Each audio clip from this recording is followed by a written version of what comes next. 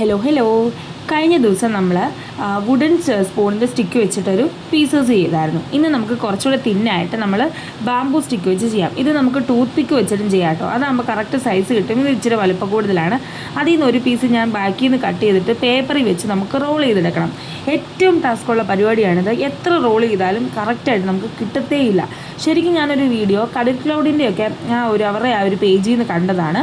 അപ്പോൾ ഒന്ന് ചെയ്ത് നോക്കാമെന്ന് വിചാരിച്ചു. പക്ഷേ അതിൽ കാണിക്കുമ്പോൾ ഭയങ്കര സിമ്പിളായിട്ട് അവർ ചെയ്യുന്നത്. സംഭവം ഭയങ്കര ടാസ്ക് ആയിരുന്നു. ഞാൻ പല പേപ്പറിലും മാറി പരീക്ഷ അവസാനം ഈ ഒരു റോസ് കളറിലെ പേപ്പറിൽ എത്തിച്ചേർന്നു.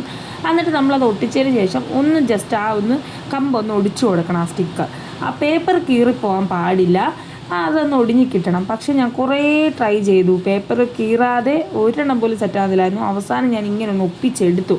അപ്പം നിങ്ങളത് ശ്രദ്ധിച്ച് ചെയ്യുക. ഇനി നമുക്ക് ആ ഒരു എൻഡ് പോർഷൻ വരുന്ന ഇതിലേക്ക് നമുക്കിതാ ഇതുപോലെ ആ ബാംബൂ സ്റ്റിക്കിൻ്റെ ആ ഒരു നേരത്തെ പാളി കയറ്റി വയ്ക്കുക. നേരത്തെ ആ പോർഷൻ കയറ്റി വയ്ക്കുക. അപ്പോൾ അത് ഇങ്ങനെയായി.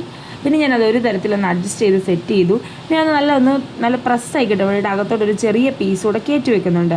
ശേഷം ഞാൻ ഇതുപോലൊരു മേക്ക് ഓവർ ചെയ്തെടുത്തു കേട്ടോ. നമ്മൾ ജസ്റ്റ് ഒരു കളർ സെല്ലോ കൊണ്ടിച്ച് ഒപ്പിച്ചെടുത്തെന്ന് പറയാം. സംഭവം പക്ഷേ നല്ല വർക്കിംഗ് ആണ്. ലുക്കൊന്നും നോക്കണ്ട.